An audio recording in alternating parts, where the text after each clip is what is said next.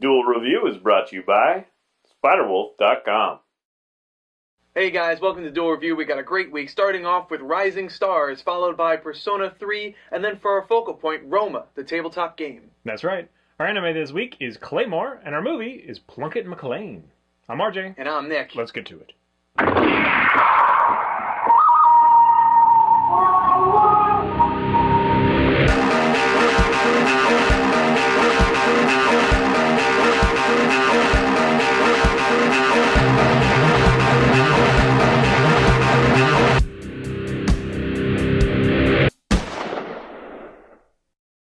Hey everybody, today is the 12th of August, and we're taking a look at the comic Rising Stars. That's right, and this is a Top Cow / Joe's Comics comic book, and it was created by J. Michael Straczynski. I knew I was going to get it wrong. J. Michael Straczynski, who's done many things. I'm sure you know he's around. He's just a wonderful... Supreme Powers, which we love. Yes, Supreme Powers, which was what our first ever Duel Review was on Supreme Powers. I think so. One of my favorite comics ever. And this one, in my opinion, is very high up there too. I don't think it's as good as Supreme Powers, but it's definitely got a same kind of flavor to it. That I agree with. Yeah. So essentially the plot is in, I think it's Peterson, Iowa or something like that, or Idaho, Peterson, Iowa, it doesn't matter. A giant ball of light comes crashing down, and any child who was in uterus at the time... In utero, thank you. In utero at the time, that's the term that they use. But essentially, if they were still in their mama's womb, they were irradiated by this light, and they were given these powers. And there's a lot of question as to where the light came from, what it does. But that's kind of not where the comic book focuses. It kind of focuses on the 113 kids born and believed to be supers. People who demonstrated superpowers in the early days of their life. So there's super strength, there's super speed. There's one character who has like a giant light, he just emits light. And he was an interesting character, although I kind of wish they didn't finish him the way that he finished. And I don't want to say exactly how that is. Yeah, don't. Yeah, so I wish that they did more with that character because he could have been a lot more interesting. Telekinetic abilities are just basically the stereotypical. Right.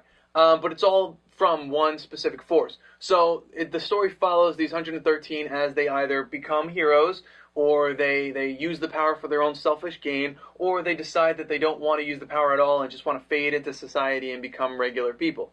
But there's also a whole lot of, how the government reacts to it and, what they do. Then there's, them fighting against each other. And then there's... Well, I don't want to give that part away, but it's a little bit of the first of the former problem.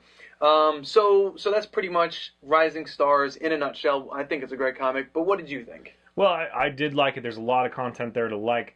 Having said that, I do have some issues. Now, you're talking about and there's this. No, that's pretty much all there is, at least for the first half of this comic. Right. Is all the government involvement and the kids, kind of dealing with that and figuring out their powers. There are different tiers at the beginning. It's like the strongest are here and the weakest are here, and then some don't even have powers.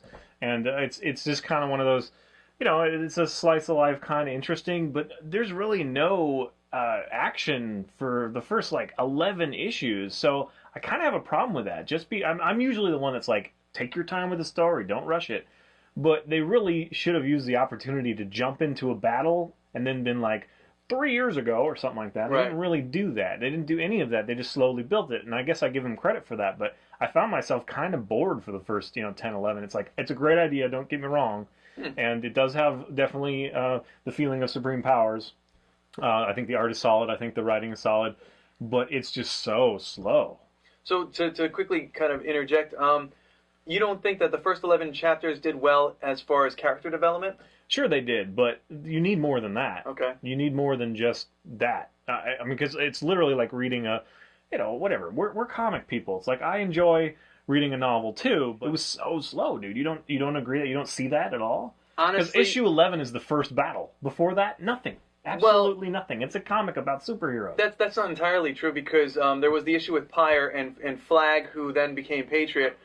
He was battling Pyre for a while. Not really. Yeah, it only happened once or twice. But yes, there was very little action before the first 11 comics. But then it goes in a completely different direction. That's what I loved about this comic is the fact that it goes from just people trying to figure out who they are as far as their powers and who they are as a person and what their role in their life is, and then just flipping it into this kind of chaotic realm, and then what happens afterward. Don't take me wrong. I agree with that statement. I do really enjoy this book.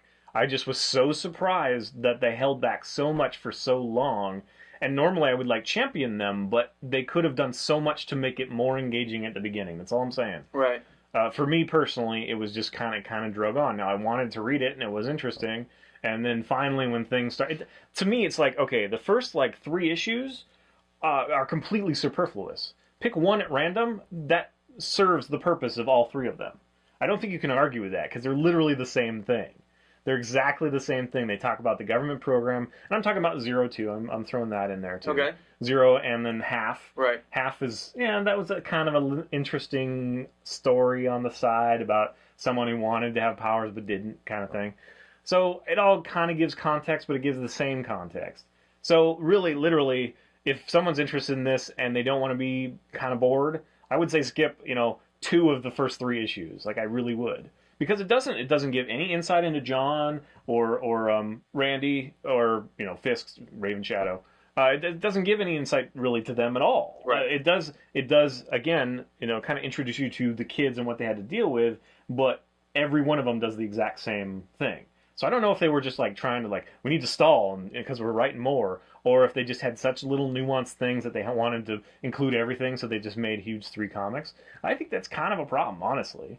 But having said that, I really do enjoy it. Again, I really enjoy it. Don't give me, shit for, you can't look objectively, blah, blah. You want action? You're a movie star or whatever. I enjoyed it. I just think that they really could have used the opportunity to have something else as a catalyst to get you through those books. Right. That's all I'm saying. Of course, by the end, it's great. I love, I don't want to, again, we don't want to spoil it, but Critical Mass, I think she's awesome. Yes, I think she's an awesome character too. And some of the little twists and turns they have are really great. And again, it does give me the vibe of Supreme Powers, even Irredeemable, which I love so much. Yeah. It has that kind of thing. But see, Irredeemable, right away, you had the apocalypse, the apocalyptic thing that happened. Right. And then it was kind of plugging in the pieces after that. It's much more an engaging kind of mystery than literally sitting there and watching it from day one. That's all I'm saying. Well, it's you need to tell a story. Okay, in the first 11 chapters, in the first 11 issues, and I'm trying not to give too much away, but there is a matter of some of the specials dying and the investigation going on. Essentially, the first 11 chapters is Poet's investigation into the deaths of his friends, his specials like him. But because there wasn't any actual action, that still didn't do it. The murder mystery bit didn't really get you. Because that kind of got me. I was kind of curious who was. This is not what I'm saying though. It's it's all engaging material. But think of Watchmen, for instance. Right. It starts with an event. Yes. Right. And you're sucked in immediately, and you're oh, I want to know about this character. I want to know. This didn't have any of that. So maybe if it had started with Jason and Pyro, even or the first death or something, it would have totally sucked me in more. Now, of course, you could, if you did that, then people would compare it to Watchmen or that sort of thing. But that's why Watchmen is so beloved, is because it doesn't pull punches and it takes its time, but it does it in such a way that you're just on the edge of your seat the whole time. This did not do that for me until issue 11. Then it was okay, this is starting to get fun. I do love that they did similar again to before Watchmen. I didn't even think of that. But the news article, that whole issue was really interesting, although I did find myself a little bored at the end. It was a lot of reading, it's true. But they have a few little things like that. So a different way to show story and to give character, and I really enjoy that because it's more of an objective look, maybe what you're supposed to see or, whatever. It's interesting. Yeah, I agree. So again, I do really like it, but it's so darn slow for the first one. I just can't get around it. And again, I usually appreciate things that take their time, and I don't hold it against them, really. I just think that was a perfect opportunity to do some unique thing that would get us invested right away that they just didn't do. But it's a great comic, and I highly recommend it. Yeah, okay. Well, it's only 24 issues. I recommend it. There are also spin-offs. There's 3 spin-offs. There's Rising Stars Bright, which follows the path of Matthew Bright, who is the police officer, and all he ever wanted to be was a police officer. And I really dug that story. I think that one was really down to earth. I like that one. Then there was Voices of the Dead, which follows what is his name, Lionel Zerb, who can speak to the dead, and that one was okay. It was okay. It gave a lot of secrets, but they're really kind of outlandish secrets. And then the third one was Untouchables, which follows the story of Laurel Darkhaven, I believe her name was, and her ability was to essentially control very minute things, very small things, so she becomes a CIA assassin, and it's kind of her trip into that. And that one was, again, down to earth, and that one was really fun. So of the three, I would suggest The Bright and The Untouchables, but the entire 24-issue series is just wonderful. I think you should check it out. And if you can find it in paperback, which has everything, 0 through the extended the spin-offs, it's just a wonderful book. I think you'll love it. Yeah, I agree. I think it's well written. Just be prepared. The first 2 issues are a little bit tedious. Yeah. Just a little bit, but it's again, it's very interesting. It's just, it keeps it from being a before Watchmen or a Watchmen, because even though you do get slow time with some of the characters, you don't get all of them. You only get a handful. Right. So it's kind of irritating that way and whatever. So anyway, there's just some opportunity that it's such a great book. I'd like to see them take advantage of those as well. But it is great, so you should go check it out. All right, guys, thanks for watching. Please follow us on YouTube and subscribe. Enjoy our playlist. Game Live's been a lot of fun. Yes, it has. And please leave comments. We love comments. And you can help support us by buying our wares at spiderwolf.com. That's right. T-shirts, a card game, art print, short stories, and more. And if you're on Facebook, so are we. So find us and friend us. And if I'm online, I will talk to you all the time. And we're both blogging. You can follow me, fisk37.tumblr.com. I'm blogging as characters, leaving character sheets. And, yeah, take a look. If you like it, share it. Support me that way. And I as well am blogging at nicholasbach.tumblr.com. It's just my short stories and poetry, so if you're interested, just check that out. All right, guys. See you later. No! There you go. It's a gun, again. You won because of the gun. Freaking gun. But I got 2 out of this gun. Coming up on Duel Review, it's Persona 3. My hair's getting out of control. It's all fluffy and Yeah, I'm so surprised that you haven't shaved it yet. I just figured I might as well have fun with it while I like it shaved. I prefer it shaved, but while I'm still young, I should grow it out for my wife to see, because she's never seen me with hair. It's in the frustrating interim where it all wants to go whoop, like, trying to escape from my head. I like that the top part is really wavy, but it's just only slightly wavy on the sides and the back. Yeah, it just kind of. You should, like, mohawk that bit. Yeah, I kind of do usually, but I'm starting to get gray hairs, but only right here on the sides, which I think is cool. Oh, yeah. I want to have wings. Yeah, you poor old bastard. Not that much older than you. No, he's not. So what are we doing? I'm sorry. Who's my dad? Albert. No, my dad's name is Stan. Stan Lee? Yeah, Stanley. That'd be awesome. I like the name Stanley. I want to name my kid Stanley, but my dad is Stanley Townsend Bach. No, it's Stan Lee. Oh, Stan Lee? Stan Lee. Yeah. Well, then it would be Stanley Lee Bach. Stanley Lee Bach. I like the name Stanley. I think it's a nice solid name that most people forget about. Forget to use as baby names, when they're thinking of kids. And Butch. But I don't think I would name Bruce. Bruce is a nice name. Yeah, not these days. Why are you laughing? Come on, Butch. My uncle's name was Butch. Well, what if your son is slightly effeminate for a while?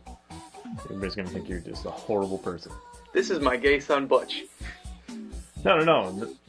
Whatever. Butch Lesbian was where I was going. Oh, I got you. Come on, Butch. It's like, oh, come on, give her a break. You wanted a son, didn't you? He has a son. He See? is.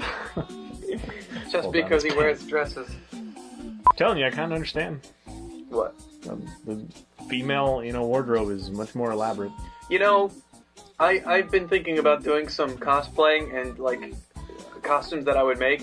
And the girls are so much cooler than the guys. Like, anything that a guy would wear is just, plain and We also can play off the fact that they're a girl, right? You can do the, kind of hard edge, but it has soft, obviously, because she's a girl. Yeah. So it's like, ooh, interesting. Yeah. Or if it's a guy, you can't do the opposite, like do soft. You're just like, ugh. Yeah. Well, most of us are. I can't do anything soft. It would look horrible on me. Have like a ruffled, thing and like ruffles on your sleeves. Yeah. I don't even know what you do. They're all boring. Yes. Anyway. Men's clothes are boring. But I look good. We should wear a shirt that says that. Men's clothes are boring? Yeah. But I don't know what kind of. Actually, that would just work by itself. Men's clothes. Just literally just men's clothes are boring and nothing else. Yep. I agree. That's what we should do. New shirt idea. Write that down.